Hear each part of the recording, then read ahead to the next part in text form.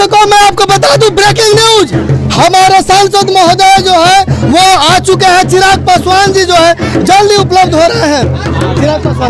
चिराग पासवान जी अभी हमारे यहाँ आ चुके हैं, सीमा के घर पे आ रहे हैं। तो जैसे आते हैं मैं यहाँ पे अपडेट आपको देता रहूंगा। चिराग पासवान जी यहाँ पे उपलब्ध हो रहे हैं। ब्रेकिंग न्यूज हमारे इंडियन टाइम्स न्यूज में पहला फोटो जो है वो दिखाया जा रहा है। पूरे ढोल बाजे के साथ जो है चिराग पासवान जो है वो आ रहे हैं और उनका स्वागत किया जाएगा। पूरे ढोल बाजे के साथ जो है उनका स्वागत किया जाएगा। ब्रेकिंग न्यूज फुटेज आप हमारे चैनल पर हमारे एकदम से देख लीजिए। आइए लाइए कैमरा लिए भाई। ये बेटिया बहुत साहसी है, बहुत बहादुर है।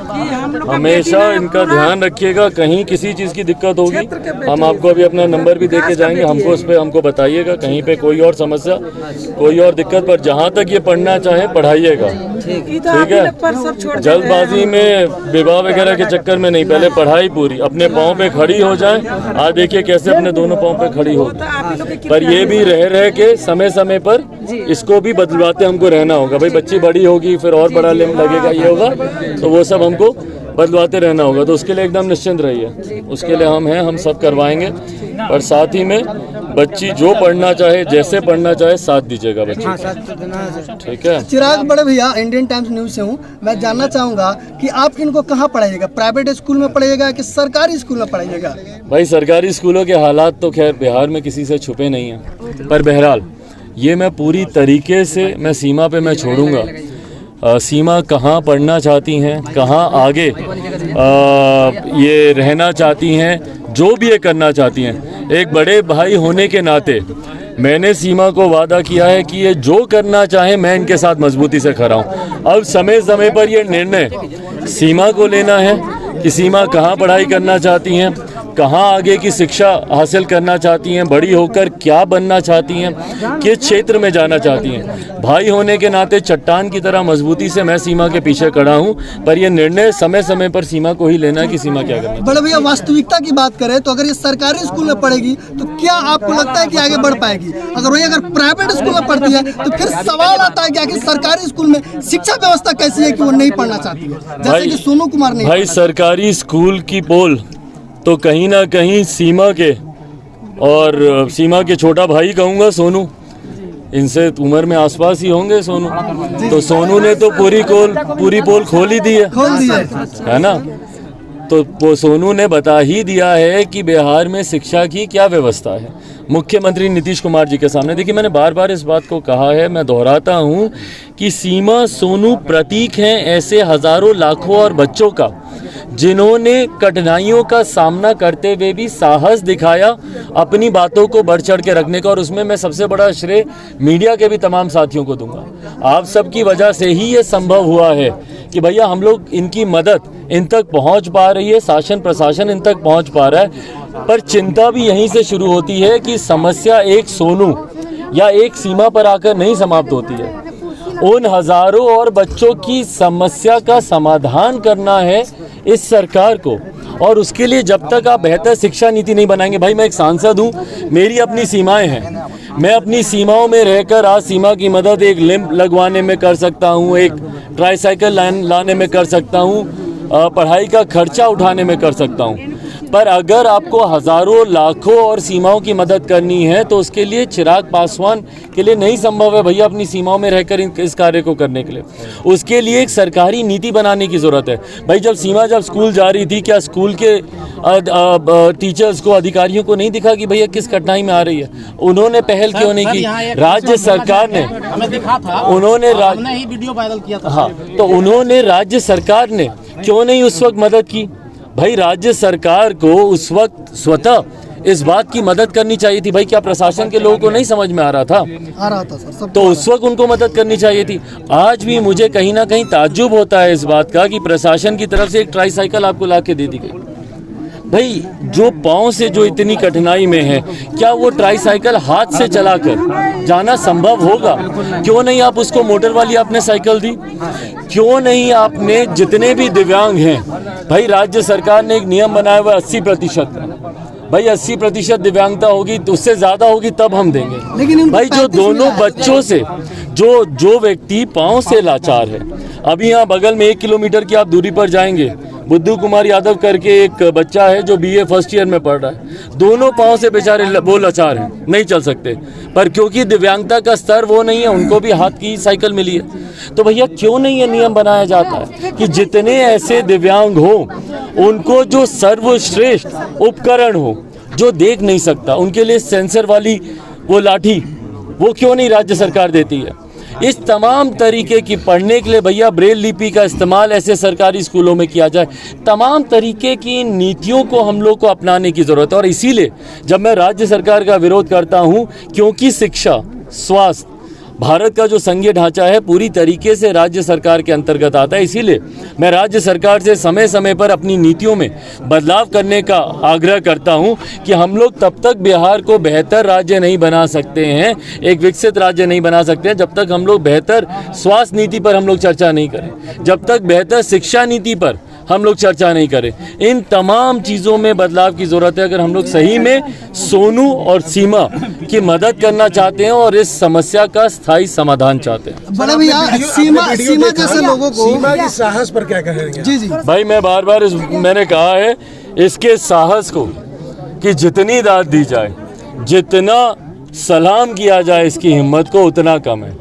भाई, इस बात की ताकत को सीमा ने कहीं ना कहीं पहचाना कि संभवतः शारीरिक तौर पर मैं उतनी शायद लाचार हूँ, शायद मैं उतनी मजबूत नहीं हूँ, पर इसने अपनी मजबूती अपने ज्ञान को बनाया, शिक्षा को बनाया, और ये ठाना कि मैं अपने ज्ञान, अपने शिक्षा को हासिल कर कर मैं उस स्तर तक जाऊँ जहाँ कल दुनिया मेरे सामने आए।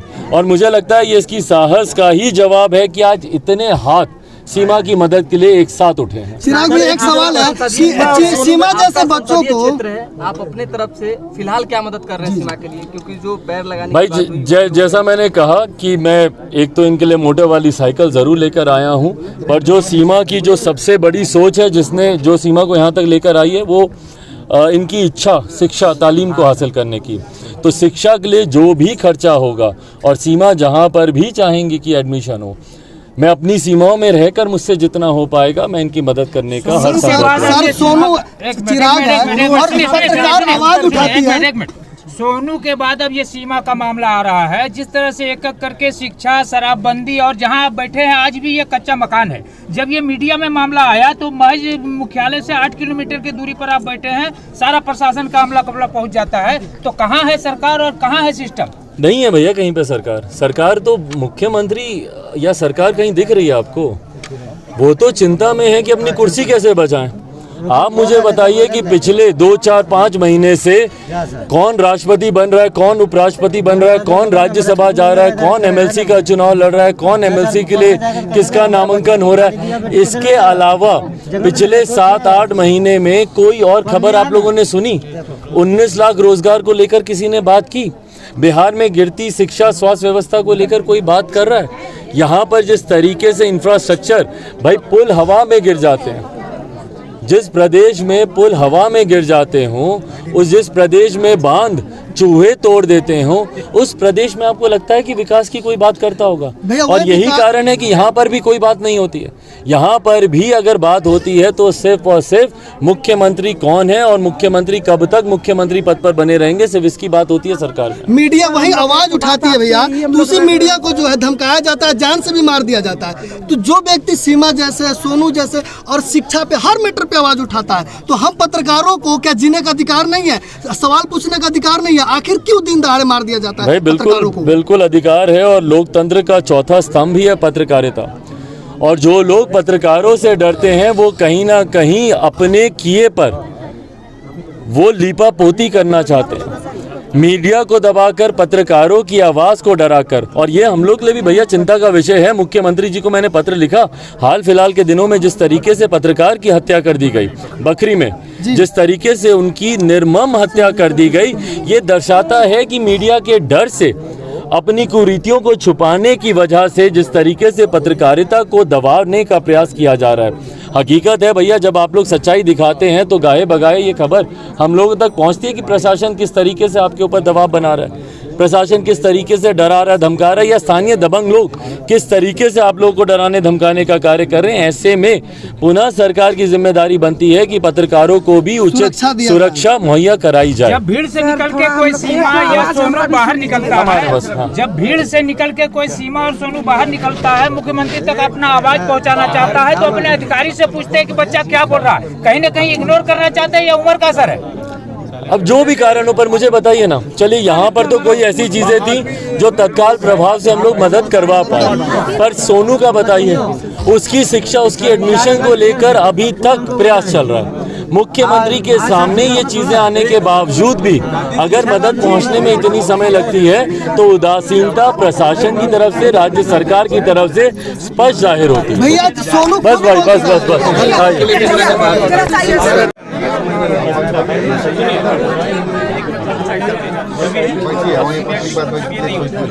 जहाँ तक रही बात आपकी पढ़ाई की, जरूरत नहीं है पढ़ाई बढ़ाई की, ठीक है, जो भी खर्चे हैं सब वो हम कर रहे हैं।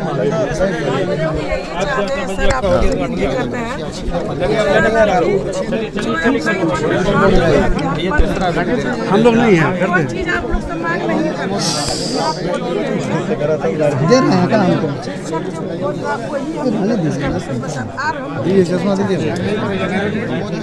शिक्षा के जहाँ तक ये पढ़ना चाहती है, हम सिर्फ स्कूल की बात जहाँ तक भी पढ़ना चाहेंगे बना ले थोड़ा सा पढ़ाई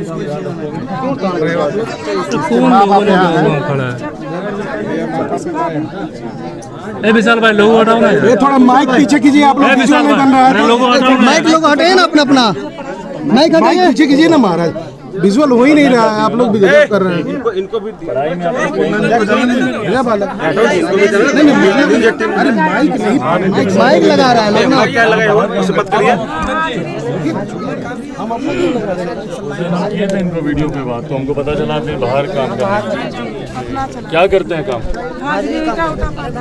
कहाँ पे?